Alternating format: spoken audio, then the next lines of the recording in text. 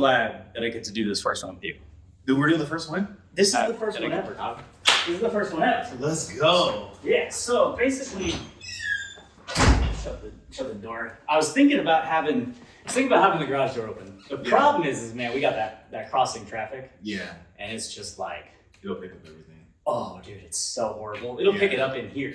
Who knows what we'll see out there? I feel like I'd be distracted as well. Oh, dude, people would see us and they would want to talk to us. It's happened, dude. If I have I got the Jeep out there in the way, but like, if that thing's clear and this thing's open, dude, I've had people just stop and be like, they kind of like pull back and they're like, hey, what? Dude, I've talked to neighbors like, what's going on in here? Yeah, it's kind of cool, you know what I mean? But like, they can see the lab, dude. They can see all the great art. Yeah, so it's distracting too. Yeah. But I mean, I've tried to like record stuff and there's no insulation on the door over there. Yeah. And I've yet to get, I gotta fully insulate this place. It's not completely done yet, but that tin garage door just kind of like reverberates the sound a little bit. So we're just gonna wing it. I mean, it's gonna have really good lighting. But even right now, it's like pretty quiet. I think, for the time of day that we're doing this, I think it's like you picked the best time, dude. So we got some Tin Cross. Ooh. Pine Mountain, Cloverdale Peak Chardonnay. The good stuff. So this is from Los Gatos, California. This is up in the mountains in the Sonoma Valley. Okay. Sonoma area. Anyway, the gallery that I did the show at last spring in Los Altos is run by Amy Madsen. Amy Madsen and her husband, they have a vineyard. They do wine. Okay. And the gallery actually used to be a tasting room for their wine club. And so now she kind of has the wine there. But when I went there, she was sending me home and she's like, oh my gosh, you gotta take some wine, and giving some really sweet samples of like perfume to Katie and Vivian. But yeah, she gave me wine for the road. So I took home 3 or 4 bottles, but she was really like, it's such a, because she's a woman of faith, she goes, it's really interesting. All this time I didn't really realize that, we had this line called Tin Cross, and it's just like metal cross kind of situation. So I was like, oh, that's really cool. So I brought home, Chardonnay isn't my favorite. I like the Pinot Grigio a little bit more, but this one's actually pretty good, man. Yeah. I got these nice little fancy highball glasses. Yeah. You get a sample. There you go.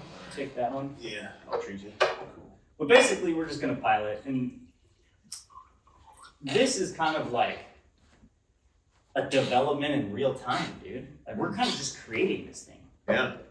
My thing, for sure, with you, and we've done how many of these, dude, full episodes? You haven't released any of them, as far as I know. Yeah, and actually, speaking of, there's, I got a bunch from Mario recently, and then I've got ours. And so I've been I'm not doing the actual order that they came out in.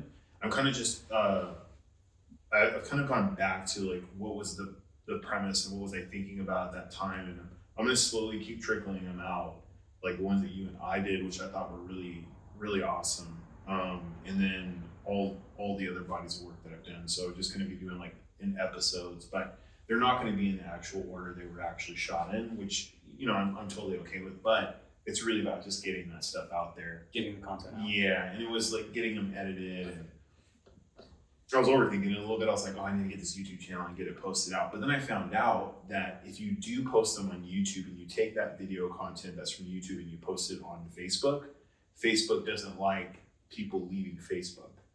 So the best form of taking that long form content is actually to post it onto Facebook. So to take that long form video, let your computer do its thing, and then post it online. So then you have your own category of all of your long form videos for people to watch. Because I didn't realize this, but there is a large majority of people on Facebook that love long form content, that actually watch full movies or episodes on Facebook I had no idea about. Interesting. So the caveat is it's good to have it on YouTube as well. So I'm working on that, but you want to keep them separate. So then you have your YouTube audience and your Facebook audience, and then you can guide them through, but the visibility, the likelihood that they're going to see that link that leads them to YouTube is typically, it's not going to get the same visibility as your own video. like organically. Right. So basically, anytime you post that link and it's got the little picture caption, you say, "Go check this out." Like Facebook's like, we're just gonna. Yeah, I'm not gonna, you know, I don't want to put out like shadow banning or anything like that, but not shadow banning, but they're just Yeah. like, we want you on our platform. exactly, because the whole premise is that they want you in the ecosystem. That's why, like, if you look on there, a lot of times, like, you know, when you post reels and stuff, I do both. So not only does it post on Instagram, but it also posts on Facebook. So they're two separate ones. Yeah. So then that your audience can kind of at least, you know, some people are still on Facebook a lot more heavier. Like majority of people that I connect with actually are more on Facebook. Instagram for me is more of like the entertainment, just to kind of post cool things, updated things that I'm doing and stuff like that.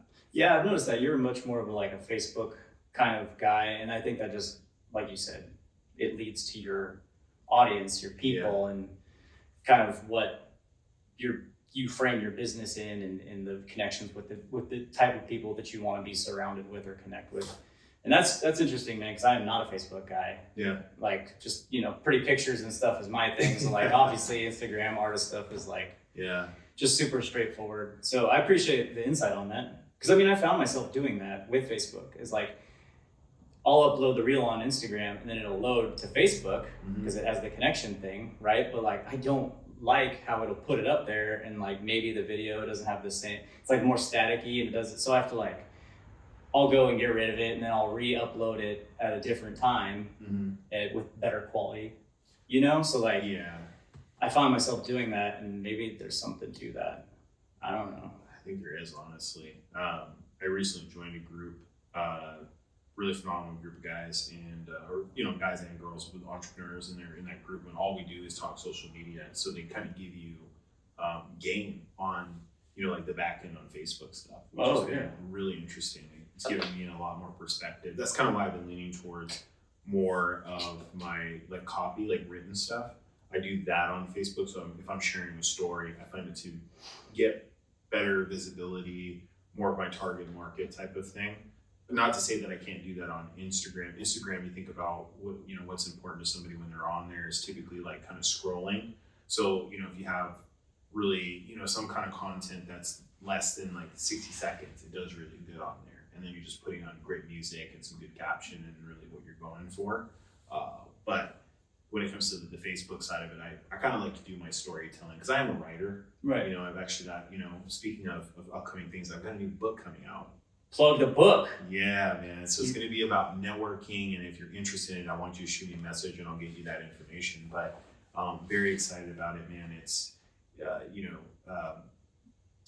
I'll go into it more, but you know, it's definitely to empower people. But you know, going back to the Facebook thing, like that for me is where I like enjoy like my writing and just kind of share stories that people I know will connect with and things like that. And I'm not doing anything with like ads and stuff just yet, but I will be. But right now it's more of just putting out like positive content, things that I'm currently doing, conversations that I have with people, and you know, like what I'm learning. You know, I feel I've been learning a lot of stuff really, really quickly and fast, and it's my way to remember a lot of this stuff is just to like go and apply it or go and share that story around it. Oh, cheers, by the way.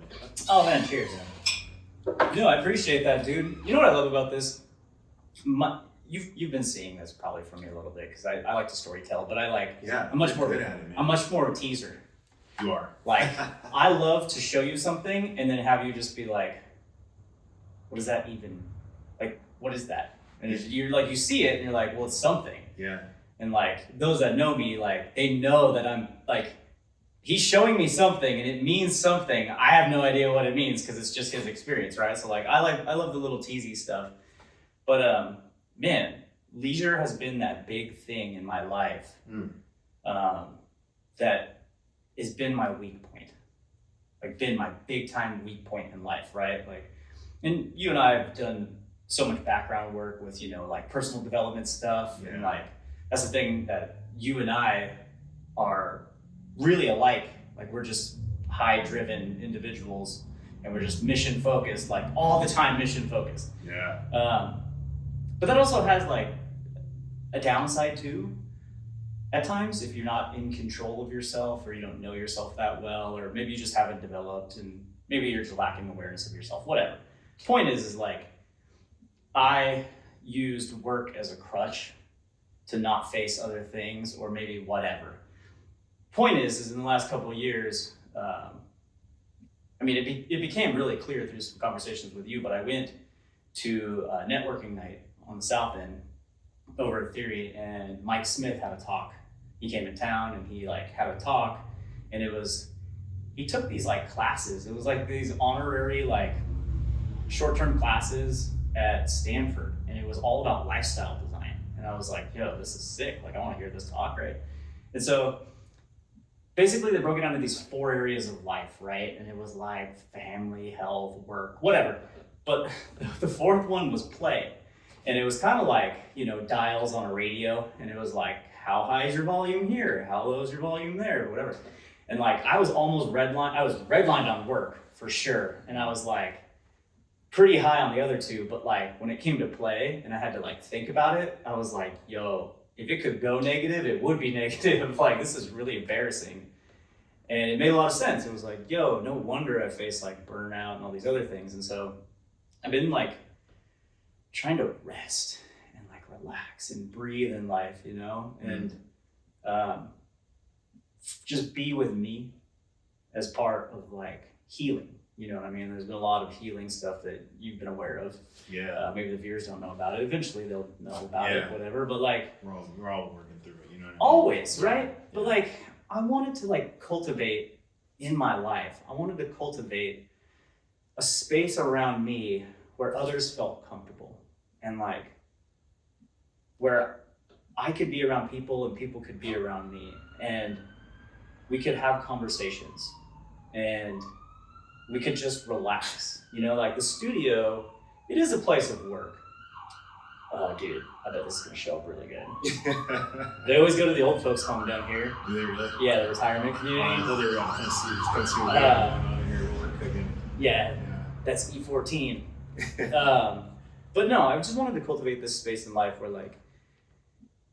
where there could be more leisure, there could be more just open conversations, and like, not that we're gonna put the work aside, but just like, we could just relax, you know what I mean? Like this artwork stuff, it doesn't work if you're stressed out. Like your best work comes when you're totally relaxed. And so I thought, dude, the best ideas that we're ever gonna have always come up in like these conversations when we weren't even thinking about it, or we were just kind of like, dicking around, for lack of better words. We were just chatting and like BSing. And it is really interesting because most of all the people I've been connected with, or I attract into my life, are a lot like me in that regard, where we're just like super mission focused, high burners. But like, I guess maybe I'm not around them in their leisure time, but that's not something that was cultivated in me. So like, I'm not going to be attracted to their leisure time because it's not something that's cultivated in me. So I wanted to like do that. I wanted to provide this open space, and I want more energy in the studio, more creative energy in the studio. And this year we're having more like get-togethers in the patio, like trying to just bring people around us as much as possible.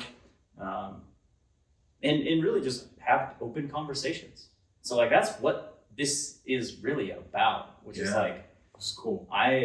I'm so fortunate in my life that the people that I'm around are like some of the sickest individuals that like, and like a lot of people in the world maybe not even know them because we're just kind of in our own bubble, or like other people know other people, but like, I'm so fortunate to actually be around some of the craziest individuals. And that's across my life too, even younger, like, yo, these people are crazy, like successful and good at what they do, and just interesting people. Dude, I remember a lot of our conversations. It's interesting because you start to manifest it, where I see it in myself all the time when I go places and I set the intention of what I really want, and then the most amazing people like come into my experience, and I never question it. I just constantly keep thinking like that all the time, especially when I go to like networking events and then you got like your main speaker. I remember going to SalesCon, and then I got a chance to meet like Eli Wild's, like, a guy that worked with Tony Robbins, did 9 figures in sales for him on stage. Like, this guy's legend when it comes to sales. So learning from the legend was like one of my biggest things I wanted to do. But then on top of that, you get out of that experience, like that's in Florida, and I'm, like in Tacoma, and the same thing. And I think about, like who are like the crew of people that I know that I can hit that are constantly pushing the needle in the area that they want to grow in. They're constantly finding new ways to be innovative and change it. And like you're one of those guys. Yeah. Like everything that you do, man. I remember our conversation about like the law of more life. So it's kind of in congruence with what you're trying to bring into here. It's like you want to bring more people into the space because more people in the space brings more life, new ideas. You never know what someone might come and look at one of these paintings and then how it impacts them or how it inspires them. Sure. Yeah. And the stories that you have behind it, I always think about that, where if you sit down and listen to the man's story, you're gonna walk away changed. You're gonna walk away with a new perspective. Like biblically, it's gonna hit you, and then visually, it's gonna hit you, and then when you walk home, you're going home, you're driving home. It's like I don't know. You think about like going to a gallery and you get that gallery experience. That's what I'm kind of getting in here. But this is like Jared's experience. Yeah, This is Jared's world. I don't see it the way you see it. I see it the way I want to see it. Right. And for me, it's very inspirational in the sense that this guy likes to do the work. And I agree with you in a certain sense of where I'm very go, go, go. And there's a lot of times where I don't know how to turn it off. Yes. And that has been a problem. Mm-hmm. It's been a problem in relationships. It's been a problem even in my own work where I forget how to play. I forget how to relax. And then the fear that I have or used to have was that I would overindulge in the relaxing or I'd overindulge in the playfulness. That would take me away from getting back on the horse and getting back to work. Oh, interesting. So I was really good about like coasting on my own success. So I create this massive success and then I'm like, okay, I'm good. But in reality, it's like you gotta be able to balance both. Being able to balance the continuous success in the areas you want, but then use that success to find ways to celebrate. And I was talking to somebody specifically about this today, about finding ways to celebrate, finding ways to celebrate even the smallest wins.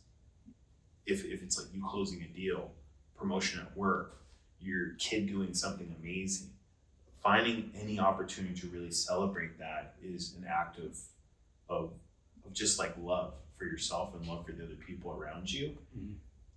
I didn't really learn that when I was growing up as a kid other than my mom's praise and like birthdays and things like that. Like there was kind of like, good job. All right, now let's get to the next thing. Let's get to the next thing. So I always had in my mind, especially from a sales perspective, it's okay, this is done. What's the next thing? So I wouldn't actually take time to bask in my celebration and enjoy it. Yeah. And then because of past experiences where I would create massive success and I would just baste in it, and then I would be asking myself in the middle of the month, because I'm in sales, right? I would be in the middle of the month. I'm like, what am I doing? I haven't made any action this month. Like I need to make sure that I make a commission check, or I make sure that I have money coming in, and then it would stress me out because then I'd have to go back into overdrive again. Right. So I'm rekindling up, like restarting the engine on a cold start on just trying to be, the best version of me versus learning that there's a way of having both. Yeah. Like it's polarity. Like you can have both. Someone out there is living a life where they have it. They've learned the lessons to receive it. So I'm willing to go put myself out there to go and do that. And to me, I love this conversation because play is so important in your life. Like it is a fundamental piece in everything that you do. You gotta learn how to enjoy the celebrate. Like even running on Sunday, man, was like a celebration. Yeah. I didn't want to wake up. I didn't want to run at 7 a.m. on a Sunday, but I celebrated and I bought myself a cinnamon roll. Yeah. Dude, that's what the hard work's about. Exactly. Oh, work hard and I can never say no to the cookie. Yeah, I know. That's me and you, dude. Yeah. The sweet thing. It's crazy. the sweet tooth, man. That's why I got a gold tooth to remind me, don't do this again. Well, dude, I love it, man. Like, there's this, like, one of the first personal development speeches I came across. Like, I just realized I'm not wearing my wedding ring. In 2013, June of 2013, I got rid of all my stuff, my paraphernalia stuff. I quit my welding job, and I was so miserable, dude. Like, I had a meltdown. That was when I tried to check in rehab, and they turned me away. But I was like, I can't stop getting high, whatever.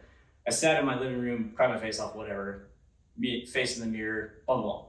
like a week later, I ended up finding a couple of things. I ended up finding a sermon that was crazy. And then I found this personal development video, and this was like the beginning of like my YouTube study generation. But it was this 2-hour seminar called it was like The Science of Getting Rich or something like that by Bob Proctor. Or yeah, it was a seminar, 2-hour seminar. And I ended up, because I quit the job, so I was just like, dude, I got all summer basically. And so like my wife would go to work and I would get up, have coffee, and I'd watch this 2-hour thing. I watched it almost every day, and I was just obsessively watching this thing, right? But he had so many gems in there, and one of the gems in there that he was talking about is he was talking about all these mindsets that normal people have that like successful people have the opposite of, and that it like messes with your mind coming from that world of just regular, right? Where you're like, you have to reframe your mind to this whole life. And that's what I've been doing with this leisure thing. But he said he did a speech one time, and he talked to Robin Leach, and Robin Leach was there, part of it, whatever, Lifestyle's the rich and famous guy. Oh yeah, Lifestyle, the rich and Yeah, famous. the 80s, dude. But like he said, he said something to me. He goes, the richest people in the world, I've never seen them working.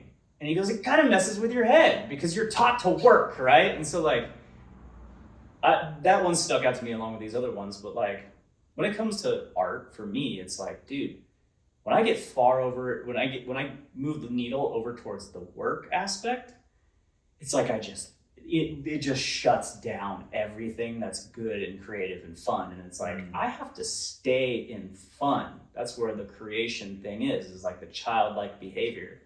And it's like, man, I've got this thing that needs to cultivate and grow over here, and that's what I want to grow. But like, I've also got this other lifestyle over here that's just work.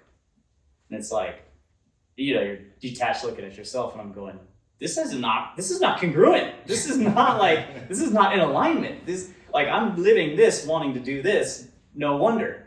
And it's like, oh, so I have to like quit doing this, figure out how to quit doing this. Not like, actually go work, make some funds and whatever. But I'm just saying, like, inside of me, not outside, but inside of me, the thing I can control, the thing that magnetizes and like brings life, that shifts this world.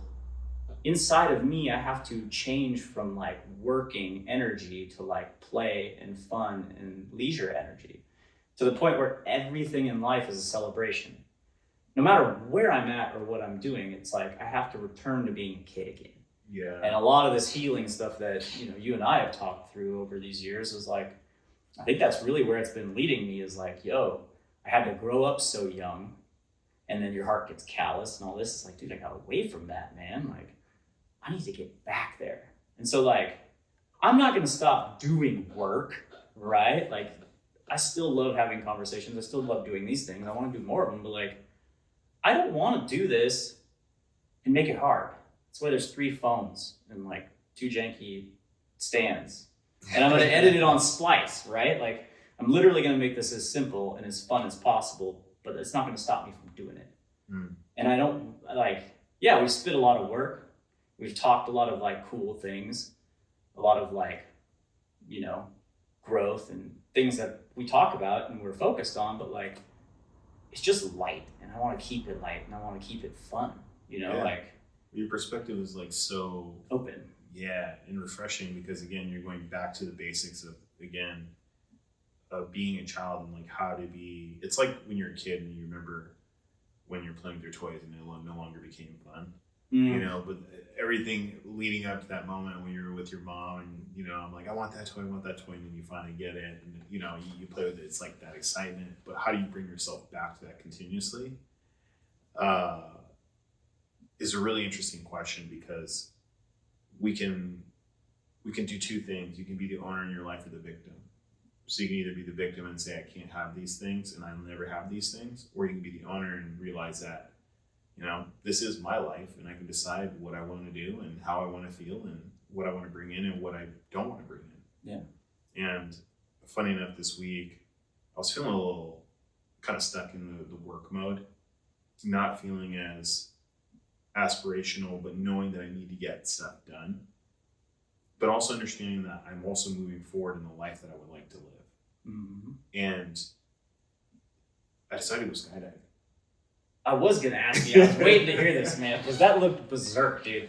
That was Your boy's not gonna do that, Yeah. but I'm glad you did it. I'll I convince want you. him, dude. You gotta tell the story now. Like, I'm so glad you segued. Yeah. So I didn't tell anybody about this.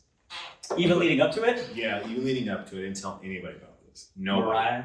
She didn't even know. So Dude. nobody knew until after. Nobody had anxiety until you filmed it. Because for me, I wouldn't recommend it. I mean, if you're going to tell like your partner, tell your partner and stuff like that. But for me, I wanted to not talk about doing the thing. I just wanted to go and do the thing. Yeah. Because that is the energy and how I show up with everything. Sure. You got to stop talking about it. You got to go be about it. You got to go do the damn thing. Yeah. So I decided that this was something that I was going to do for me. And it's risky, right? Like Jim Rohn, life is risky. You're always going to be taking risks. It's risky not doing anything, but it can be risky to do the thing that will change your life forever. Sure. And so I thought to myself, if I can overcome this fear, then I can overcome any fear of anything that decides to show up with me the rest of the week. Because I'll just tie it back to I just jumped out of a plane. I was at 14,000 feet in the air. Plane was working great. Everything was good, and I decided to jump out. And dude, as soon as my legs were dangling, I just remember my legs like swinging to the left. Because the wind is, and then it just hit me like, dude, what are you doing? I'm surprised, dude. There's always that moment right before something, Yeah, where like it gets real, and your real was like you felt the wind. yeah. The whole time I was totally fine. I was even put my hand. I was like, look at this, no nerves, bro. I'm good. I'm straight for this, right? As soon as my legs are dangling, dude, it just felt like a little kid. I was just like, oh. Did you just get the wave? You just had the wave hit you. It was just The fear wave. Yeah, like I was gonna try to like hold brace and stuff, but then the guy's like 1, 2, and then all that. If you see in the video, you see my face where I was just like, Here we go. I was like frozen. What are you doing, man? and I remember the first 10 seconds. In the first 10 seconds, you're flipping. You don't know which way is up. You're kind of going around in some circles. Yeah. And then we stabilized. And he's like, make sure you keep your chin up. So when you skydive, you have to keep your chin up, because if you look down, it kind of ruins the experience, and I can understand why. Because when you're on a plane flight, you can always look down, but the view of Mount Rainier was incredible. Dude, you did it on a great day. The best day of the week, man. And I remember just looking up, and we're rotating, and I just get this glimpse of Mount Rainier, and then we're like free falling, and I'm still scared in the moment. Like, I don't know what's happening. I don't know what's going on. But this happens very quick. So you're only in the air for like, you're free falling for about a minute. You're like going at 100, you're flying, when you're falling, you're free falling at about 120 miles an hour. You're max velocity, dog. Max, you know what I mean? I'm 250, so that's You got real max velocity. aerodynamic and everything. So he ends up pulling the chute, and he's like, you did good, man. And the instructor was phenomenal. His name was Jordan, and dude was really good dude. The cool part was the 10 seconds of jumping and being scared like shitless, man. Yeah. You know, I was scared out of my mind. The adrenaline that's pumping through your body, not knowing if you're going to make it or not. The night before, I had a dream, or I had thoughts of just something array happening or bad happening. And then it just reminded me, does this happen regularly for me when I decide that I want to do something? Do I hear this voice in my head of this person that's saying, like, don't do that? And I caught wind of it. And I was looking for that because I felt like something was off during my week. And was I listening to the right voices in my head?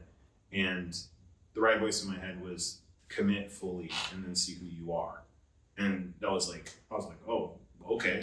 So I'm going to commit to this. I'm going to show up. Drove to Shelton, parked the car, jumped on the plane, jumped out of the plane, floated, got to see this amazing view. And, I'll say that change came from my drive back, of just realizing what had just happened, And again, the internal thoughts of anything is truly possible. If I can leisurely just take, a day to go jump out of a plane on a Wednesday, life is good, man. Yeah. Let me ask you, like, it's probably the drive home, but like, dude, when you get that much adrenaline rush, like there is a crash, like at a certain point, or like a haze, or like a just mellow and relaxed or whatever. And like, yeah, in the car, you're sitting still. So I would imagine you were probably pretty darn calm. I was, man. So that's almost meditative too, because you're driving and that's all subconscious activity. Yeah. And you're just like meditative, and then you're super relaxed probably. Yeah. I would say like the drive back was definitely an R&B relax. Like I was listening to some really good music as I was driving back, just thinking about the experience in itself. And, you know, I mean, my mind is a little bit different than other people, but the way that I perceived it was not really registering right away. I was still thinking about the things that I needed to do that day. Like I had all these big rocks that I needed to accomplish. And I thought to myself, if I can knock out, it's like going into an ice bath, right? Like neck deep. It's massively uncomfortable, especially when you hit that 5-minute mark. You got to just stay in it, right? Jumping out of the plane, there's no running. There's no running from anything. Mm-hmm. You have to do this, you know? And I just thought on my drive back, like, what do I have to do? Like, who do I need to reach out to? What do I need to do this next week to accomplish the things I need to accomplish? And my mind was just like super focused. When I did get home, I sat back and I was like really relaxed. And Mariah was like, "You jumped out of a plane?" Because at that time I called her and I texted her all the pictures and everything, you know. And she was so excited for me. After the fact. Yes, but she was really hyped. She's like, "I can't believe you did that. Next time, you know, I want to go. You got to do this with me." I was like, "Oh, she's down." Yeah, she's down. Okay. So I got to take her on a plane and have her jump out of it too. So stay ready. And that confirmation for me was, I didn't really think of it like this is a cool thing that I'm doing. I looked at it as more of an objective thing. It's like, I need to conquer me right now. Yeah. I need to stop making excuses on some like shit I need to get done. Yeah. So let me go do the scariest thing I can find possible to get me into like the rush mode that I live for, right? Because I'm always seeking constantly every month something new to really put myself in a very uncomfortable place. I recently got into public speaking. I got 2 gigs in my first month, one paid, one assisting at a really big event in Bellevue, and being able to partner with somebody and remembering that same feeling of the voice in my head of the self-doubt. Like I love hearing that guy talk, because everything I do is to prove him wrong, and the way that I show up always proves that voice wrong, and it becomes less and less loud. Yeah. And that's what I mean. I'm not gonna say I'm an adrenaline junkie, but it's kind of sounding like it, you know. Yeah. But what I'm really looking for and seeking is just massive discomfort, and that was massively uncomfortable because, you know, I look back at that. I never would have thought, you know, like, dude, I'd be jumping on a plane on a Wednesday. It was just literally a buddy hit me up. He's like, "Would you want to do this?" He's like, "If you're really down for this, I'll do this with you on Wednesday." I picked Wednesday because thinking, I was like, you know, it's Washington weather. Things might happen. Right. I schedule this right, and then it being the most beautiful day, and then how it went was like exactly perfect. That's so epic, dude. Man, yeah. Me and you are pretty clear on like some of these, you know, issues, and that's one thing that me and you share in common is our ability to like really pay attention inward. Yeah.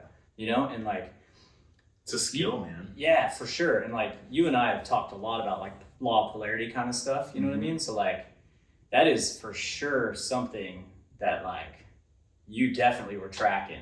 You know, because like everything, you know, I've been going back to like Neville Goddard's work a lot lately, and talking about that kind of issue where it's like all the potentialities of anything we ever could be exist currently. And then just moving into the future is you just in this selection process of like, which one do I want to be? Yeah. So like you showed up in that situation where you're like, this week I'm either just going to get ran over and I'm going to succumb to weaknesses, or there's alternative Kiva that's about to go jump out of this friggin' plane. Self-induced, baby. Yeah, you know what I mean? Like, yeah. So you chose, like, that's a great example of like just completely choosing the full send. Because I mean, like, when that voice comes up or whatever, that intuition, like that thing that's speaking to you, or even the good thing, within it has the opposite already tied to it. So it's like, if you get this impression of like, I'm not good enough here, okay, well, the opposite's already true as well. It's like, it's just giving you the opportunity to choose and select which one you want. Exactly. And you can succumb to that and agree with it. You know, I've talked to Katie so many times about this where I'm like, she'll tell me something, and I'm like, well, what'd you say? And she's like, what? I'm like, you're just sitting there watching your mind tell you this thing? What'd you say to it? Did you argue with it? Did you tell it to piss off? Like, that you're not having that and that you're actually going to do this? And she's like, what? You know, like, I'm like, dude, like, you control the situation, right? Like, so, like, you and I very much see that a lot on the screen of the mind, where something pops up and we're like, yo, because you showed me this, I'm purposely gonna go do the opposite and prove I'm not a bitch. I'm gonna like conquer this thing. Man, I feel that is the conquest for every man on this earth, is to the most beautiful. It's like conquer yourself, right? And then you've conquered the world, right? Like, it's just, maybe that's not the exact saying, but you get the idea. It's like you have to conquer yourself. And when you do, it teaches you so much more about what's possible. Because, you know, like, I'm human, right? Like, I experience all emotions, you know what I'm saying? Like, I feel anxiety, I feel like anger, frustration, depression, all this stuff. But the difference that I'll say between myself and the average person that might be experiencing these things, and maybe some things that they can learn from this, is that you are all what you think about, and you have a choice to make at the end of it. And so what I choose to keep focusing my mindset on, if I focus on the negative things, then what I'm going to manifest is more negative experiences. And I thought to myself, where if I focus on positive things, a positive way of thinking, and the best version of me, how I would show up, that's the script, that's the avenue of, you know, the multiple choices, right? In this universe that we live in, there's just this one plane. So I'm going to keep choosing the one that wants me to win, because energetically and spiritually, people want you to win. Everybody wants you to win, right? And on top of that, you know, God has something more amazing for yourself than what you can actually comprehend. And so I pray and I meditate towards that, because my human mind cannot comprehend, you know, the magnificence that he wants to put into my life. For sure. And so understanding that teaching, and understanding that there's a universal law that dictates that, everything else is just coincidentally just a lesson that you have to learn in your life about yourself, who you are. My journey around my emotions and things was my journey, and my journey alone. Mm-hmm.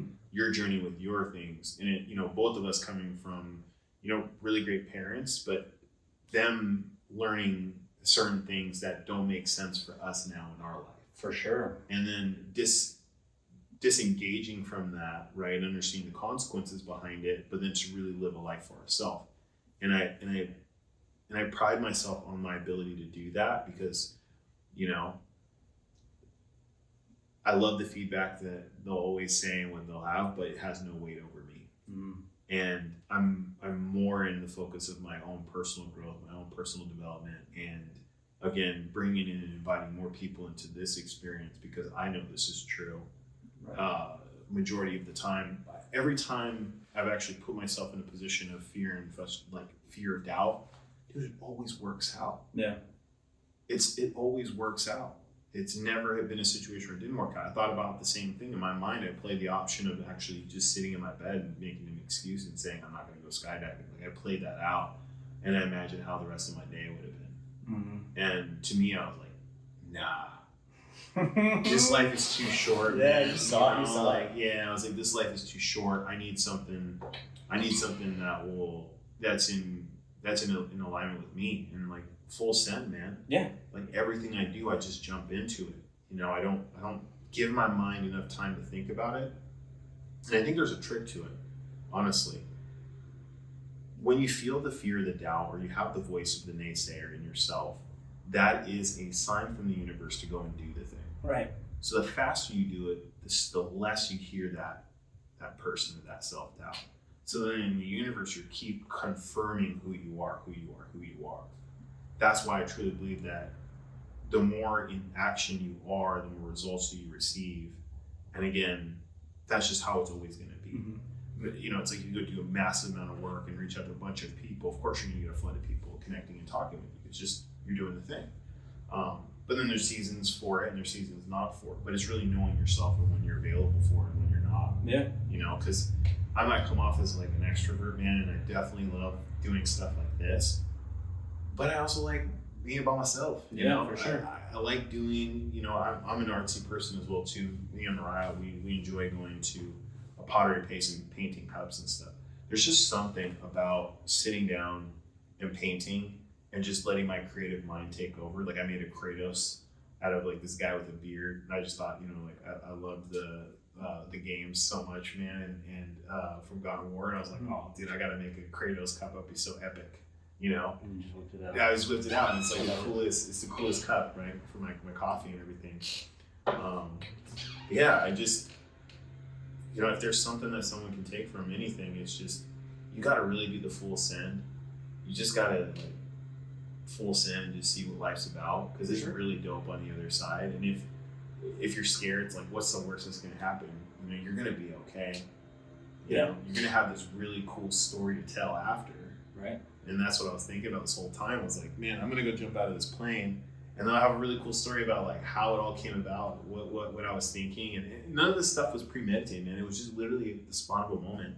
I just felt something call within me. It was just like, dude, just go and do this and just see what happens. And it's been really cool because of the response. Like, you know, I posted the video and it's gotten a lot of love, a lot of comments, and people are living vicariously through me. Like I would never do that, you know, that kind of stuff. And I think that's cool, and I really appreciate that, because then it confirms that this is me, this is what I enjoy doing. Let's go do more of these things. Right. You know, I'm gonna be doing some more extreme stuff in August. So You're that'll an be extreme fun. kick. I know, man. I'm gonna be doing the Porsche. I'm gonna be on the Porsche track in Atlanta, racing Porsches 120 miles plus. That sounds fun. Yeah. So it's just finding things and taking a chance on the investments, and then, you know, the best part is always the people that you get to be around, and you keep taking these chances, man. Yeah, I mean, getting out in the world, like, you're out in the world a lot, connecting with new people, bouncing around, and inviting that into your experience. And I mean, like, dude, that's just, again, the full send thing is like, I think, again, it's just maximizing, it's full throttling and maximizing whatever the thing is. So, like, whatever the thing is, like, I like to think of life situations, man, they're going to pick up a blower. That's sick. Hopefully they can hear the blower. So basically, it's all about just like, I call it swimming. I like to think about life as swimming. It's like, okay, I need to get out of the pool, and then I need to look at the pool of life. And then, like, I see something and I'm like, okay, well, I gotta go live it. I gotta try it on like clothes. I mean, I need to go just jump in the pool and swim in the pool of the experience. Yeah, you have to. But like, you don't get the full perspective of the pool being in it. You gotta get out of the pool. You gotta get up on the high dive and look around, and, you know, you notice things that you didn't notice before. Yeah. But then you gotta get back in and swim again, or maybe go jump in a different pool. You know what I mean? But like, when you jump in the pool, the only thing to do is swim. Like, that's it. There's nothing else to do. So you just really gotta hand yourself over to the experience fully. Like, fully give yourself to it. And I think a lot of people, they will stick with one thing, or they're in this exploration of life where they discover many things.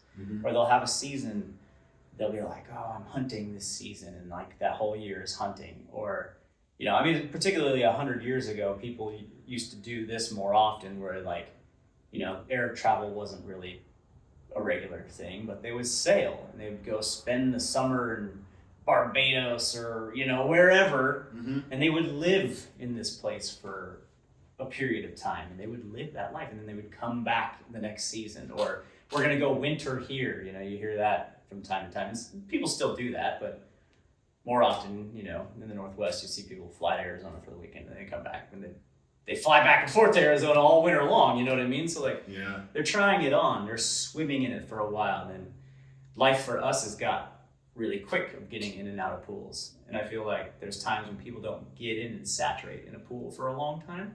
And I think that's just where we are as like a culture, and people is like, information in life is like so much faster that I'm looking at things and I'm trying to just tread water longer and be in the pool a little longer Yeah. and just sit there. And so like this leisure thing is like one of those things. And like, I like this leisure view, man. This is like the most laid back. It's so funny thinking about it because the work that we did, and then our last conversation, and seeing you now, where you're really being about it, you're really living it, but you're enjoying it the way that you want to enjoy it without any external meaning behind it, and it's exactly how it should be. It's understanding how you can have the balance of being like real chill. You know what I mean? Costco dad, right? You know what I mean? Just, it's my leisure day, right? Sandals on. you can't go through You know? Costco quick. It's not happening on a Saturday. Oh my gosh. I don't shop at Costco, but I know. But you know what I mean? I know. Yeah. I've been there. Costco on like a Tuesday at noon when there's nobody there, Yeah, right? But that's true. It's the always move. busy. But yeah, no, I really enjoy talking to you about this stuff because I think a lot of us miss it all the time of understanding like the meanings that we give behind it. I think is a big thing. So what's the meaning I give behind being leisure?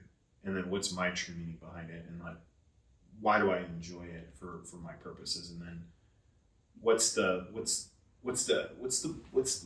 why behind it for me? You know, because trust me, man, I love the leisure thing because a lot of times, you know, I'll definitely come off very high energy, and you know, I mentioned before, you know, sometimes I'm very, you know, extrovert, and then there's times where I'm introvert, but I really enjoy the introvert side of myself, and the things that I get to do by myself personally, because you get to explore who you really are. I mean, I do a lot of wacky stuff, man. You know, sometimes I'll just put on music and I'll put it on pretty loud, and it's just me by myself, and I'll just like be dancing like I'm in like a nightclub, you know. Mm-hmm. And it's not even to get my energy up. It's just it's my leisure. I'm like, I just want to vibe. I just want to be in a good mood. Like I'm choosing to be in a good mood right now. You know, and you know, music is a vibration, right? It's an energy. It's a frequency. And so I always listen to very high energy music because I know the energy that it'll put in me, and then it just makes me smile. Yeah. Because it's like I can make myself smile. I can make myself happy. Right. You know, I don't need to go on my phone and keep scrolling until I find a meme or something like that, Sure. that has me rolling or whatever. But I like the version of what you're talking about because it's a practiced thing, just like anything else. Mm-hmm. You got to practice at it, and when you get really good at it, you really enjoy it. Yeah. Well, it's an embodiment thing. Yeah. There is no way to like get external with that specific thing. Like you can go, you know, to a spa, right? It's supposed to be the most calming place to get a massage. And you can lay on that bed and be spun out from the day. You can be over caffeinated, spun out. You got family drama of toxicity, and you can get a massage and leave feeling miserable. Mm-hmm. Like, and it's supposed to be the calmest place on earth, right? It's supposed to be leave, but like, it just proves that there's nothing external that will shift that way of being. Mm-hmm. The only way to do it is you. And so, like, this thing has been that polarity issue for me, where it's like polarity in what are my strengths and weaknesses, Mm-hmm. right? Like, okay, well, this thing's a strength that needs no more effort. Yeah. Right? Like I couldn't be bad at graffiti if I wanted, right? Like I've just got too much experience. It's practically impossible to be awful at it, right? So like, do I need to practice it as much as I used to? Not necessarily. Like, is practicing good? Absolutely. But like, do I need to be hardcore driven and bring that hardcore like focus drive to art? You know what I mean? Like, No, yeah. no. That's actually counterproductive at this point. Like, It could be overload, man. it is overload or anything else, right? It's just too much. So like my weakness was relaxing. Also, there was other issues like, you know, things internally I didn't want to face yet, Mm-hmm. because we do that. We distract. We'll throw distractions in life to keep us from facing things that need to be faced. And so there was a little bit of that too. But like, I feel like in this particular past season, I did show up for a couple things I was unwilling to show up for before that were very painful and challenging to get through. But like, I feel like maybe that was one little celebration on the backside of that, was like being able to like, well, I mean, I don't know, I just really set the intention. Like, just, dude, I'm not doing anything this year. Like after last year, I had 3 shows in a year. I mean, I just had all like just so much, and I was going through, you know, some particular family stuff that was just extremely challenging in the emotional department, and it was just too much. And I was like, when this last showing comes up in, I think it was the end of September, October, it was a Sullivan's thing, and I was just like, I'm done. I'm not scheduling anything for the next year. Like, I was just like, I'm not doing it. And I didn't know why yet, but like, this is why it's unfolding like right now still. And so like part of this is just another extension of that, is like, I want to learn from others in that area, and like conversations are the best. They really are. Sometimes targeted ones, like, you know, the work thing where you were like, yo, what, like before we turn the cameras on, we're like, okay, so what's like the angle on this? It's like, bro, the angle is not to have one. Like, this is a no agenda podcast. Like, it's open edition, open season, man. Yeah. What you're saying is a lot, because it's a lot, and it's very powerful, because there's so many elements that really come into mind for me, where certain experiences that we haven't really gone through before can cause us to respond a specific way. And it's important for us to understand why it's happening, so then that we don't find ourselves a victim or find ourselves in the same situation again. Especially when it comes to like output and action, especially knowing what you're good at and what you're not so good at. And for me, what I was never really good at was the emotions. What I was really good at is suppressing the emotion. I got so good at it that then I would, you know, the seals would crack, and then I would become a different person, or I would act and respond in a different way, because I didn't find ways to express myself by learning how to play and enjoy the process of what I was doing. But then, you know, talking about what you're really, really good at, when we're talking about like the practice of things, practice is good. Practice in action is the best. Like actually doing the thing, because you learn on the spot. You're doing the thing, right? Your action congruency versus thinking about doing it, or trying to plan it out in a certain way. Like, I learn the best by just being thrown to the wolves. That's just like my style. That's what's shaped me into being really good at like the sales and coaching people, and finding out what is the real meaning or the real challenge that they're really facing. And when you start to understand and you start to see that, you start to see how all of us have specific patterns that show up for us. And each pattern in our life is kind of so think of life as like chapters, okay? So there's this chapter of you being young, there's this chapter of you being, you know, you're in the middle, in your prime, right? You know, in your early 20s when everything is very accessible, your later 20s. And so, you know, every chapter in a book has an ending. There's a lot of times that we try to continue the chapter. And when we try to continue the chapter and we don't end that part of our life, then we become a victim to it. So then the book can't progress. Your life cannot progress. And I always like to look back at the great experiences that I've had, but understand that I cannot be that same person that I was 10 years ago, or even 5 years ago, or even 3 years ago. That every evolution and every growth is by completing the chapter of my life and the growth that I wanted. So it's so much about understanding that, you know, like specifically what we're talking about when it comes to like the leisure and knowing yourself and what you're capable of doing. There's always like a way of having the thing you need, but you got to be willing to go through the experience in order to receive it, and understand that this is specific for you and only for you alone. That there has been someone in our experience, like, you know, this earth has been around for a while, so there has been someone that's been through what I've been through, but has learned how to like navigate through it. Right. And I can meditate and keep pondering the same situations, but the only way to break through is by, you know, having a source or having an outlet of a resource to do something that has completed that chapter in your life. That's why books are written in chapters, so then you can complete it's like a story being told, and at the end of the chapter you want to know what's going to happen on the next chapter.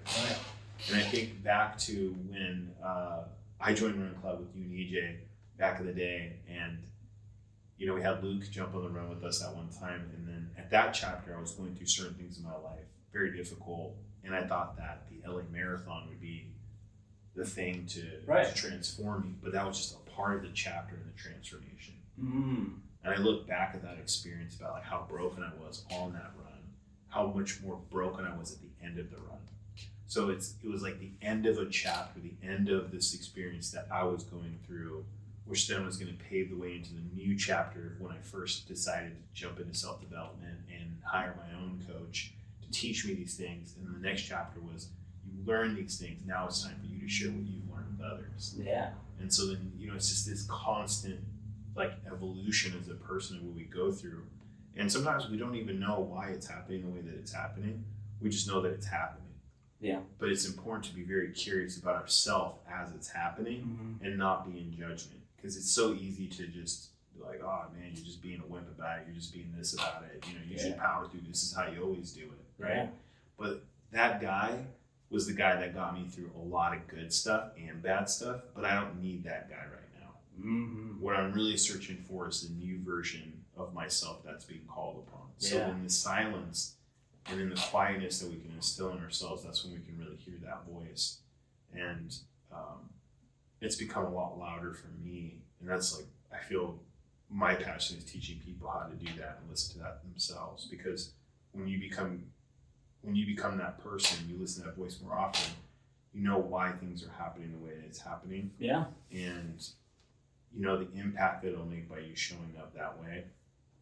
And I did this event in Texas where I was speaking at a men's event. It was awesome, man. You would have loved it as well. It was just a bunch of guys coming together, opening up very vulnerably, talking about Christianity, talking about their faith, talking about the struggles they're having in their lives and why they're having those struggles. And one in particular thing kind of came up to me where this guy on paperwork had it all, the great business, had a wife, able to enjoy his hobbies and things that he wants to do. But he was making up he had all these stories around why he couldn't have what he wanted. And what did he want? What he wanted was, he wanted to have more relationship with his wife because he felt that he'd been so focused on business that it disconnected him. He wanted to have, he felt that the business that he actually had created for himself wasn't really what he wanted to do. He's just an architect. He just knows how to build things really well, and he knows how to execute. So he's really good at building things and executing things. And it was interesting that he was so good at building all these things in his life, but he realized I can't build the relationship I want with my wife because I've been so disconnected building other things. He just built a prison. Oh. And so then the question I asked, that hurts. The question I asked him to break the noise was like, why are you giving your power away? And he just went quiet in the room. Jeez. Because just like, there's Kay just saying, why'd you give your power away? Yeah. And he just comes to terms of like what's going on. And, me and him had a conversation after and he's breaking down and stuff, but he's like, what you're saying was just so clear and it made so much sense. Like, I have all these things, so why am I giving my power away? I was like, because someone taught you to do that. Mm-hmm. Yeah. So you're really good at when you have the things you want, giving it away. Yeah. I was like, so why are you doing that? He's like, well, I want to confirm that I don't have what I want. I was like, well, that's an easy way to do it. Yeah. So what do you want to do now? He's like, well, not what I'm doing now. Yeah. Yeah. Ugh. Real. Yeah. That's real, man. No, for real. Like, dude, and that's like so regular. Like, that's so regular for all sorts of people. Mm-hmm. Like, you mentioned with the emotion thing, like, that is a major thing that showed up this last year was like having to face full on certain emotions. And there was catalyst, all that catalyst external stuff. For sure. That was the thing that had to make me go inward. And like, when we were working together several years ago, like I had already journaled a bunch, but like really like nailing that thing to the wall and being able to detach from the writing and then see with crystal clarity what was going on with my life was like the thing that I really retained from that period of time was like something happens, I grab my book and I just write. I'm just writing and writing. And so like, dude, I've written so much this last year. It's insane, but like I'm getting more clarity than ever, and those changes are happening that fast. But it is crazy because it's like, dude, all those things that I've suffered with for so long in these certain areas did not need to go on that long. They could have changed in a moment. Like homeboy, he just literally saw the prison he had constructed for himself. And it's like, the irony is like the door, he never built a door to the prison. The prison actually had an open door, and at any moment he could have walked out of it if he had had the clarity. But like, now now you just showed him there's the door, and like you can choose to walk out of it. And like now the move's back on him, but like, dude, so many of us, like, we're in that prison of whatever that thing is, and like, if I walk out of the door, it can't confirm the prison I'm in. Exactly. It has to stop being validated. Mm-hmm. So like, what do I need to enforce moving forward? The new way of being. What am I going to validate? And like, it can change instantly. 100%. And it's like it can all fall off, but dude, it is so like getting on the other side of that is so hard when you're in the prison. Yeah. Because you're just like, there's been a door here this entire time, and it's like it shocks you. It's like, is it even real? and like, dude, there's a long period of time too of actually just standing there looking at the door, and you're like, I know that sucker is open. I could walk out, but like the way of being is so like you're so stuck in the prisoner mentality that you don't know the way of being free, and like that's the hardest part for all of us, I think. Is like, imagine your entire life you never really learned what it was like to have that experience, so you don't have that perspective lens to see it. yeah. So then we almost like operate with like these blinders until, like we talked about before, of either it can be self-induced, mm-hmm. or you can wait for the universe to like bring it to you. And so the self introduction into the thing is probably the hardest part, because it's like driving backwards, man. It's like driving backwards and then like you're not knowing without even having a rear view mirror. It's like driving backwards and then not knowing, like, is there a car behind me in any way? It's like you're really walking in blind. And that's where faith really comes into play. Yeah. Like with the faith of knowing that if I take this opportunity to change this, then there is a possibility. Like you're actually like ripping and tearing the reality of the jail that you're in to show you that the door has always been there. Yeah. So that's where faith It's awareness. It is. It's awareness, and then the faith is like taking the action. It's like the faith in me, like jumping out of that plane. Like I had to have faith that everything's going to be okay, and I gave it to the man. Like I'm good, man. Like I'm complete. Like I've given my love. I know who I am and where I'm going, and so it really is a compounding effect of things that it can be very difficult to do it on your own, and we're not meant to do things all on our own. Like the greatest, man, some of the coolest multimillionaires that I've gotten to meet over the last couple of months all have mentors. All have someone they talk to on an authority basis that's living a lifestyle, doing the things that they want, and then giving them the advice that they need to ascend to the next level. And so we all need support, especially men. Yeah. We all need someone to talk to, especially men, because we go through more things in this time and age of what is socially acceptable, not socially acceptable. All of us know what to say, and all of us know how to act. Right.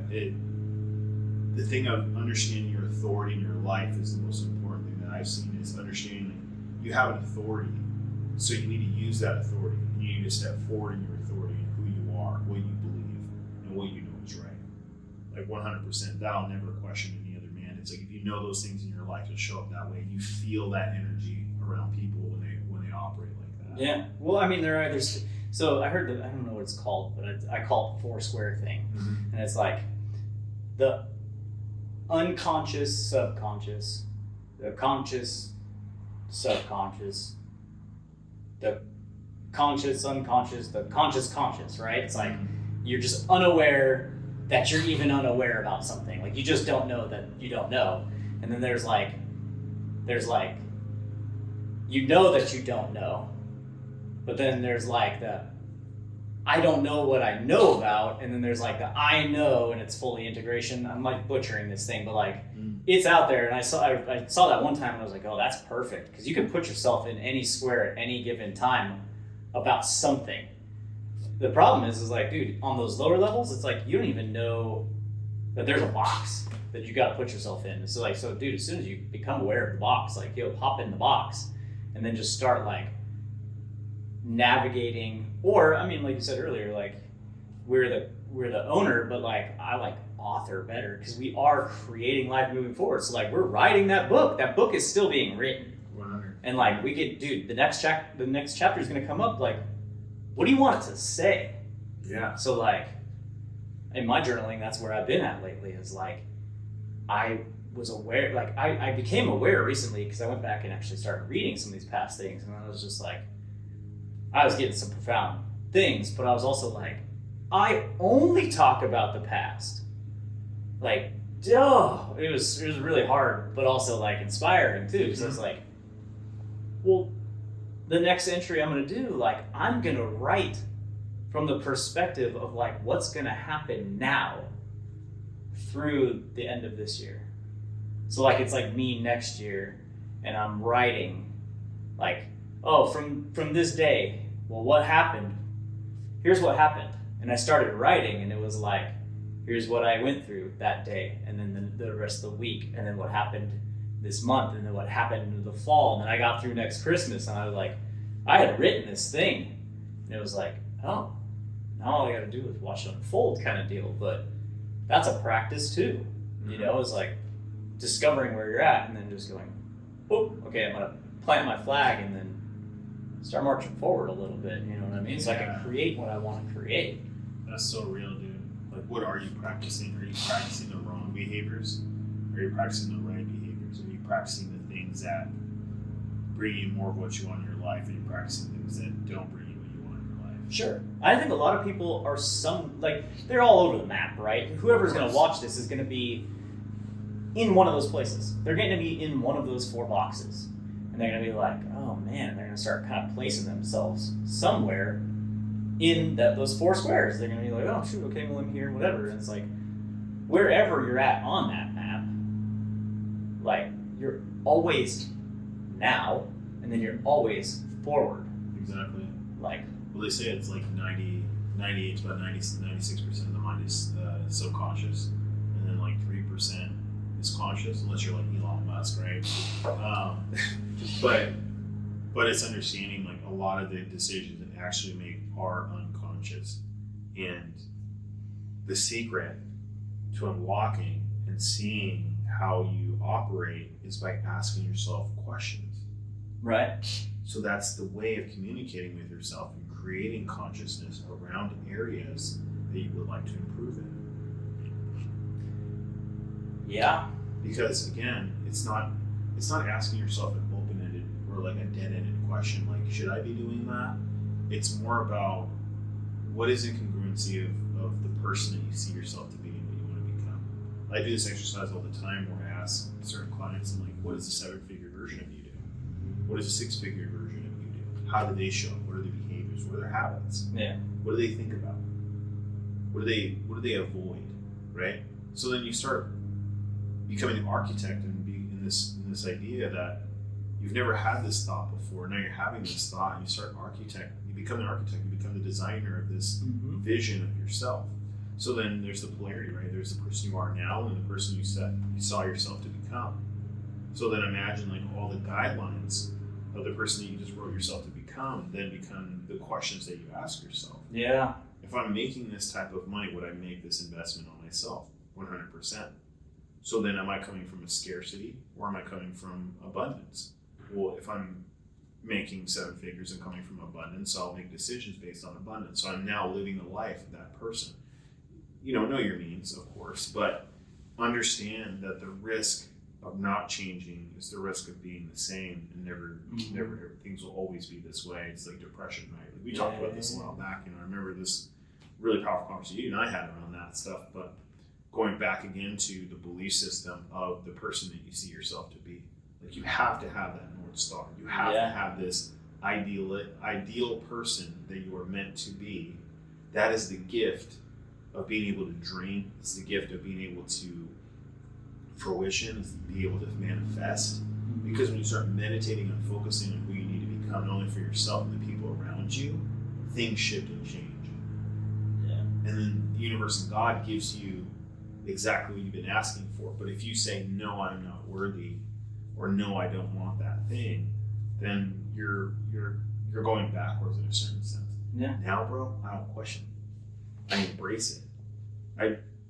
I have had so many situations like situate in such a good way, and it's because I decided to accept it and accept who I'm becoming, and also love who I'm becoming, and love the person I'm changing to be, and also be conscious of those questions that I'm currently asking myself, because again, it goes back into everything we've talked about in a certain sense of like what type, if I'm making this money, how do I like to play?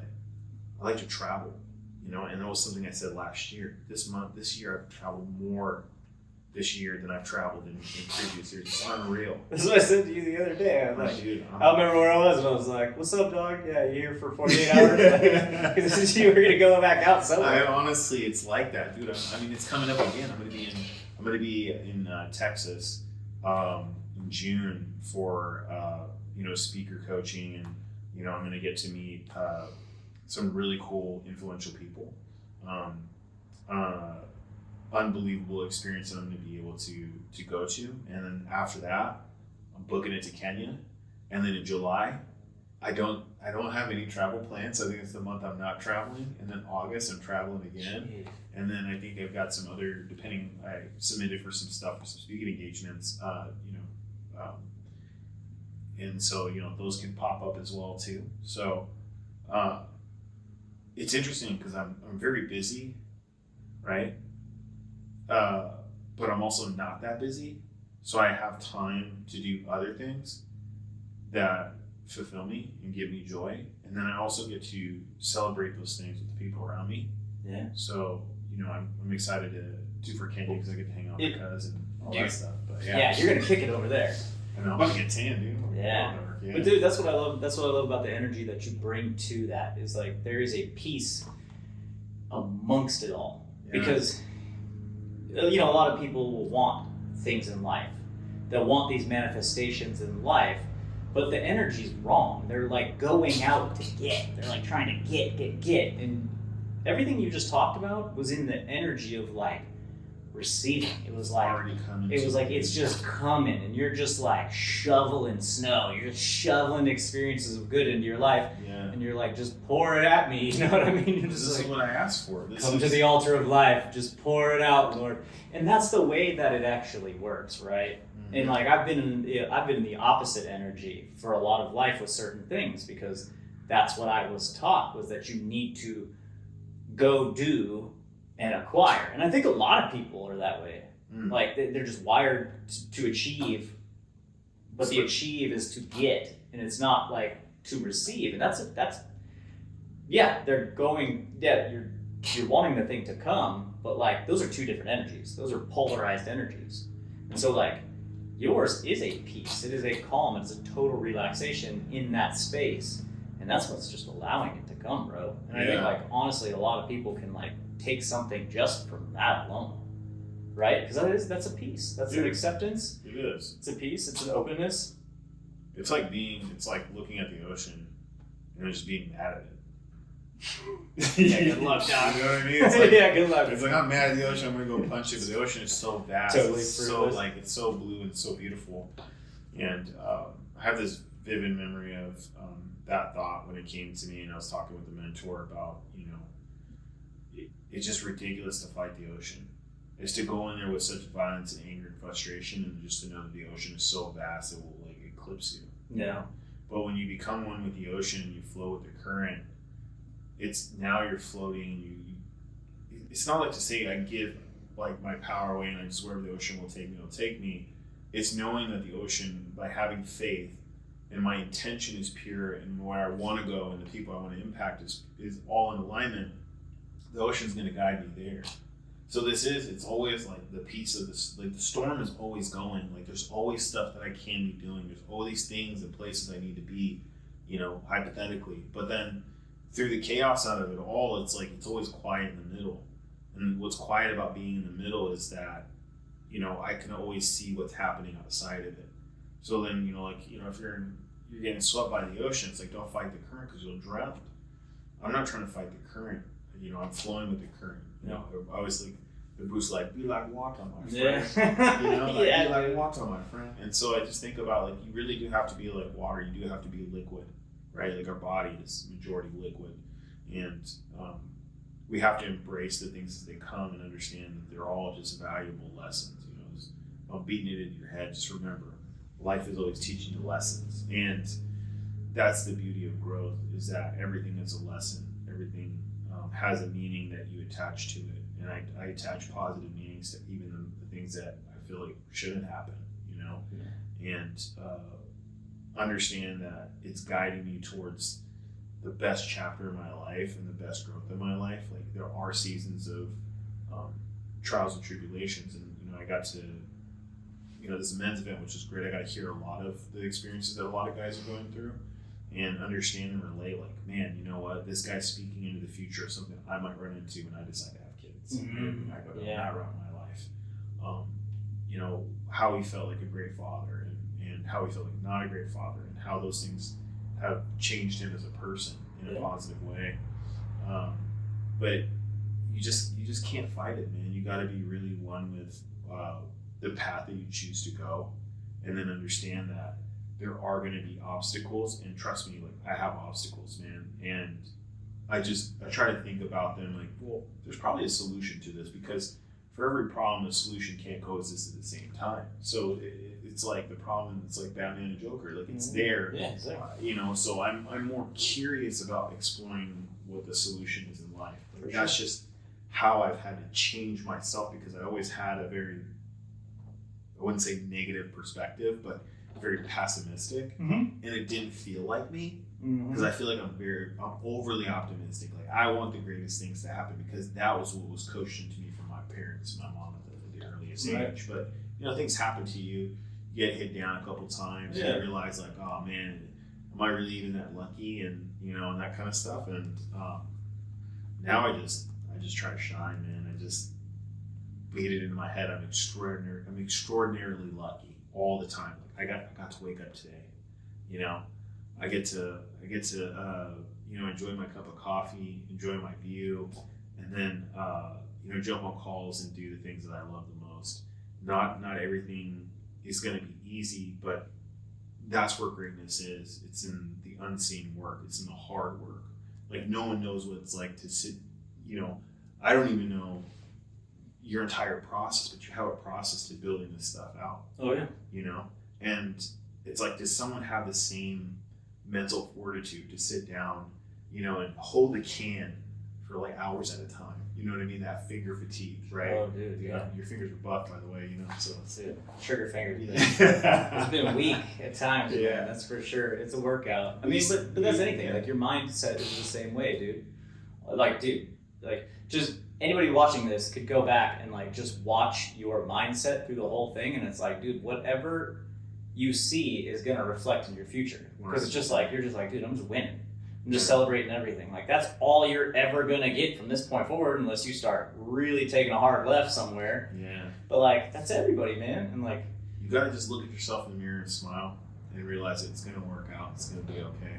Bro. I do that more often than I do it pretty often. I just look in the mirror and I smile, because it's me. You know what I mean? Like I'm living this life. I'm going through these things. No one else is doing what I'm doing. There's a lot of people that don't. Well, then they're stuck in the. It's not self-love, man. They're not showing up for themselves. They're not loving themselves. Like they're not. Like they just struggle with it, man. Like, and I get it. Like there's a lot. There's portions of my life, long portions, where like, yeah, if you were taught, if you grew up with people who were victims, like, a pretty good chance you're gonna be a victim. It's what you learn. It takes time to unlearn that stuff. It takes time to unlearn it, man. And so like, You yeah, have that patience. it's a lot of reps. You know what I mean? Like my daughter will ask me like, she'll do some art. She goes, she'll do something. She goes, yeah, but it's not that good. She's like, you're just so good at it. And I'm like, sweetie, I've been doing this for 30 plus years. Like, you know what I'm saying? Like, God, yeah, about 30 years, which is like almost 75% of my life at this point. You know what I mean? It's like, you're 10. Yeah. You know, like you have no one to compare this to. you got so much time in life, and like Dad's just got a ton of reps. That's it. Yeah. Just reps. It's like the questions like if you did the same painting 100 times, would it be great? Oh yeah. Just reps, dude. That's just what I'm reps and reps and reps and reps. You know, and like, yeah, you adapt to it. And so like I think, yeah, taken from all this, man, like that's just it. It's like it's reps. But at the beginning, they're hard. It's not supposed to be easy, man. Man, you gotta earn it. Exactly. Some of this leader stuff, man, like the first time I went back to the driving range, like this year. Oh yeah, say you're working on Dude. your swing, man. I gotta get out there with you. You know what sucked is I sit out here in the backyard. I got the wiffles, right? And I practice hitting the gym's house door over there. Just bam, bam, bam, just practice and dialing with the wiffles, right? It's different than a real ball, but whatever. Same principles of swing.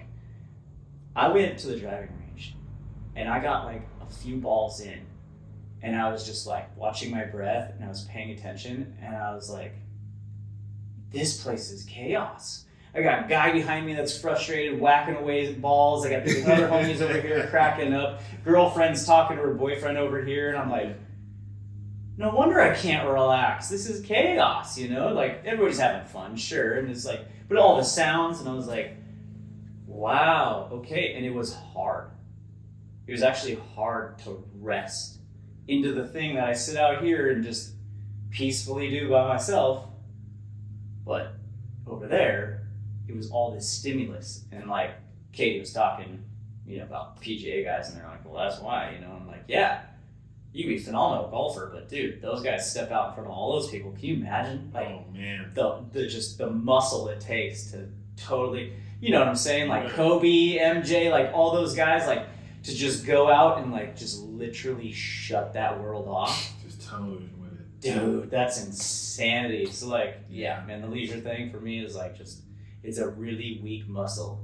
And I'm just like, you're growing. I'm baby flexing right now. It's just, this is one more thing, baby flexing. So it's like, it's, just the next thing. But I just appreciate the fun, man, and just like the good conversations and definitely inviting, just same energy as you, like just inviting people into a space that they probably see all the time, but they don't actually get to be in it. Yeah. You know what I mean? And well, it's fun being in your laboratory, man, and seeing like the magic that we don't get to see. I wish everybody could only get a 360 view of this, but it's a workshop. It's massively inspiring, man, because I know the passion and us working together, what a lot of this means to you and how you go about it. It is very effortless. It reminds me of we talk about how these things come to you, and like for you is through showering. It's just like you let the ideas just rain on you. You don't have you hear about like artists having like writers have writer's block, artists just having blocks when they should paint, like all this stuff. Yeah. Or for you, it's just you've tapped into this infinite space where it just goes, I could do this like forever, ever. I have bodies upon bodies upon bodies of work that I can give you the world. Yeah. And I think that's such a powerful place to be because you've learned the lessons to really tap into that space that most artists dream of. And you do it with such ease, and then now your focus is on taking that same perspective into every other area of your life.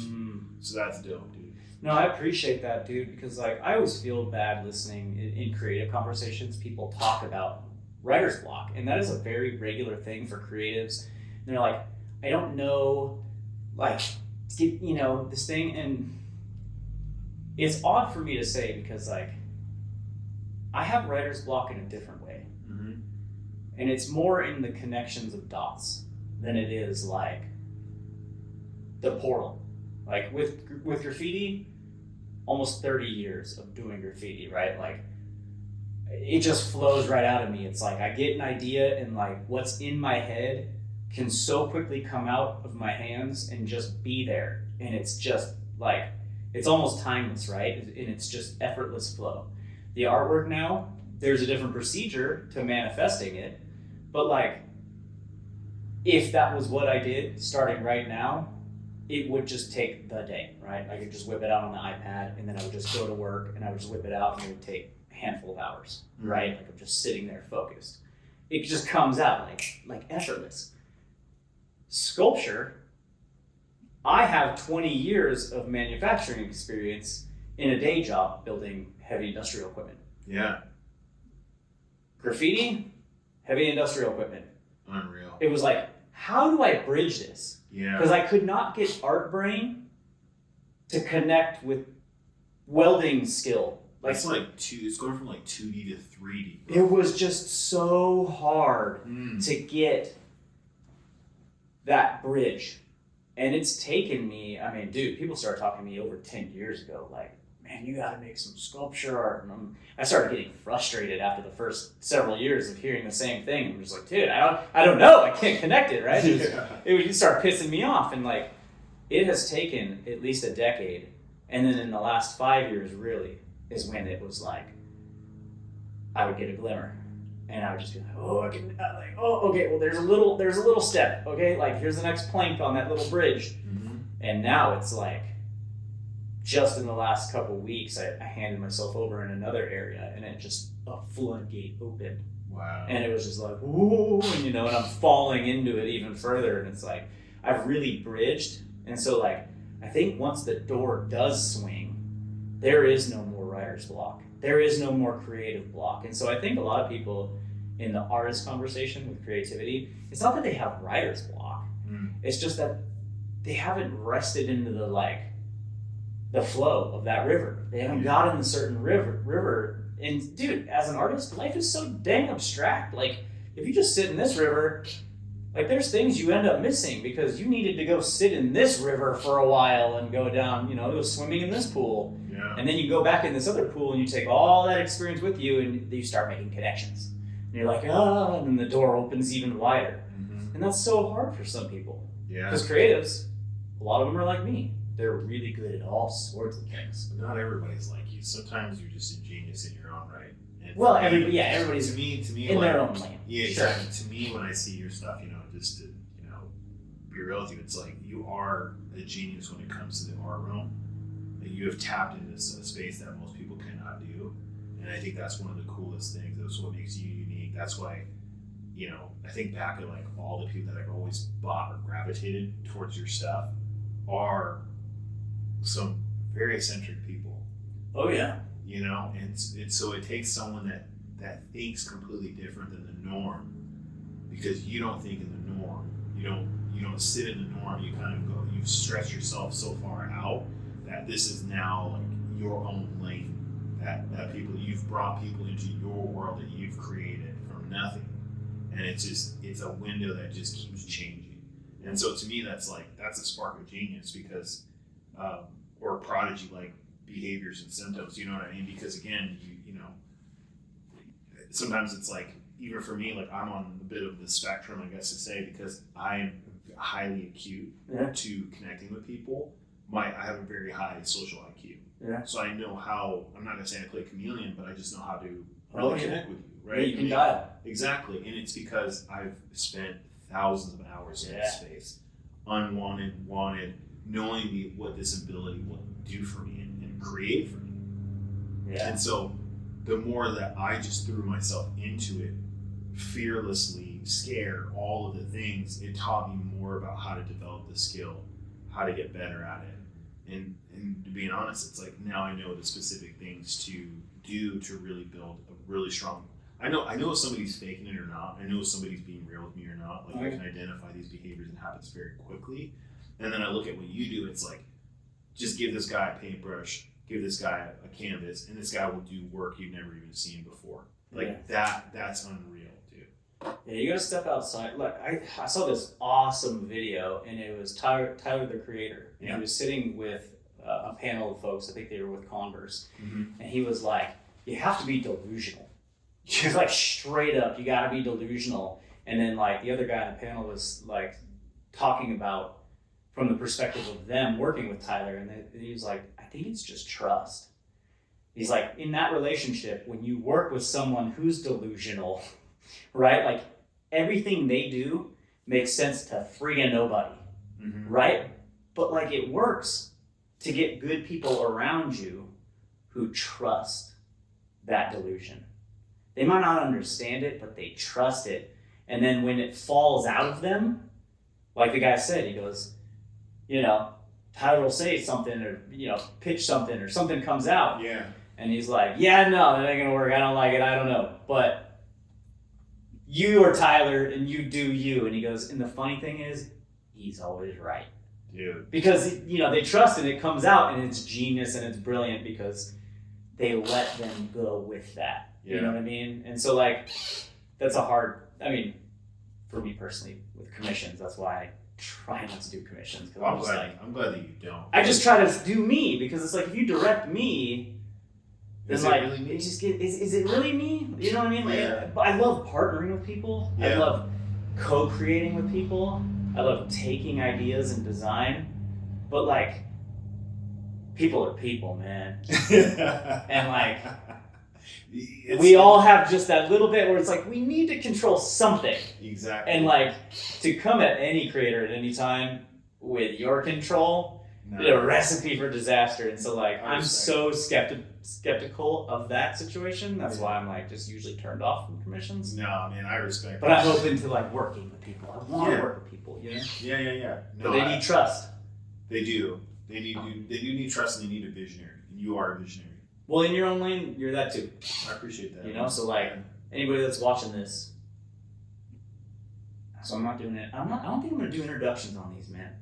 You're gonna It's have like to. it's like the man of mystery. Nah, dude. You're gonna have You always to. see the podcast. It's like today on this episode we've got Frank. Frank is this, and it's like you go down this laundry list. It's like 3 minutes, and the guy's like, "That was the best introduction I've ever had in my life." You know, it's like, dude, I'm not doing that. Like, Yeah. we're just gonna leave it man of mystery We or didn't even- woman of mystery Oh hour. my gosh, we didn't even do introduction to begin. No, I don't think I'm gonna do it because like we know each other and Yeah.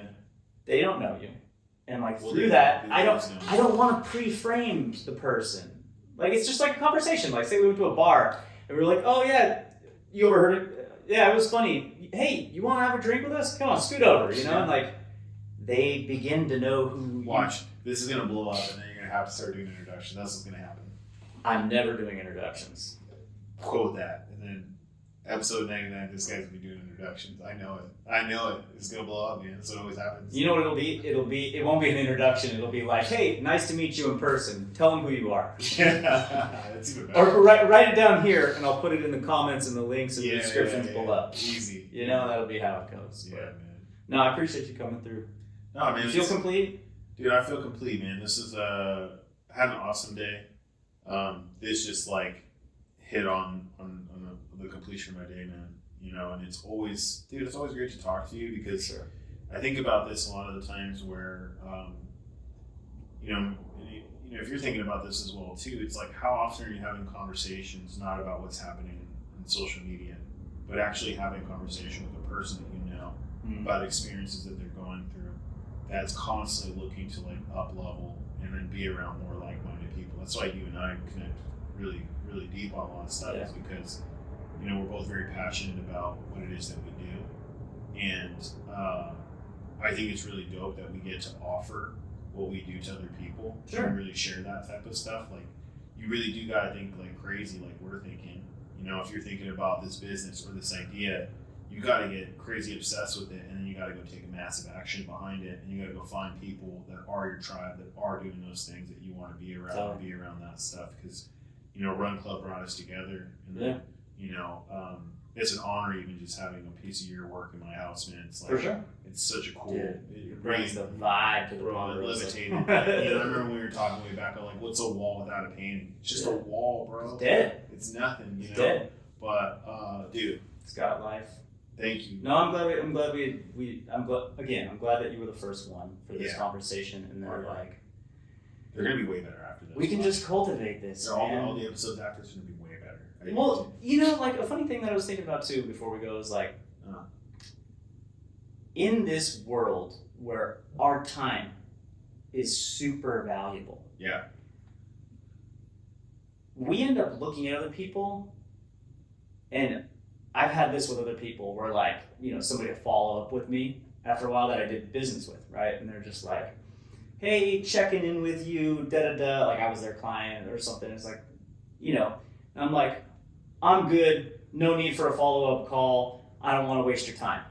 But like, how do I know that maybe it wasn't even like really needed to be that? It was like, yo, I just like you, Jared, and like I just want to have a conversation. And it's like, we won't even have organic conversations in this world because we're always looking at each other with like a dollar sign or a transaction on the back where it's like, yo, I just can't give my time to somebody without needing it to have intent. Like, can we just be and coexist with each other in this space for a while without intent? Or the only intent is to just be with each other, you know? And so like, I think that's the main thing I'm really trying to drive here is like, yo, we're not trying to, I mean, maybe it'll change life, whatever. The point is like, we're just gonna show up, man, and just hang, you know? Yeah. And so I want this studio to be that kind of space. I want this Oh, conversation pod thing to be that space. I want to have Amazing. more of that. Yeah. Dinners, patio parties, like just spaces where like I can lose work. Yeah. You gonna let me come DJ? What's up? Dog. Yeah. You remember? So you weren't here before. I built a bar, an L bar. Yeah. So like I had put the sink this way in the bar. It was an L, and it went all the way down over there. Yeah. I had the speaker system in there. I had like lights. I had the whole dude. It was a bar, and you could stand there and hang and like, you know, I ended up putting clutter on it at times when nobody was around. But that was the idea. It's like, yo, I need to have people come DJ in here. Bro. I need to like sign me up. like back in the younger days when we got together. It was like the graffiti cats, and then you know, before you know it, somebody that spin records, they'd put on records, and it was like, yo, life loses a party when you like start being responsible. It's like, I'm trying to be, I wasn't for a long time, but from now forward, I'm trying to find young at heart. Yeah, let's do this, man. Let's get young at heart. I'll bring the turntables, the boombox. Oh, it's so easy. Yeah, easy. Yeah, man. So I'm down. Yeah. Next session is the tables. Done. Appreciate you, bro. Yeah, I appreciate you too, man. Let's go. Yeah. Links, everything's below. We're gonna figure out a close at some point, I think. Yeah. This is it. Make it more official. Yeah. Links, everything. Go. Links down below. All right. We're out.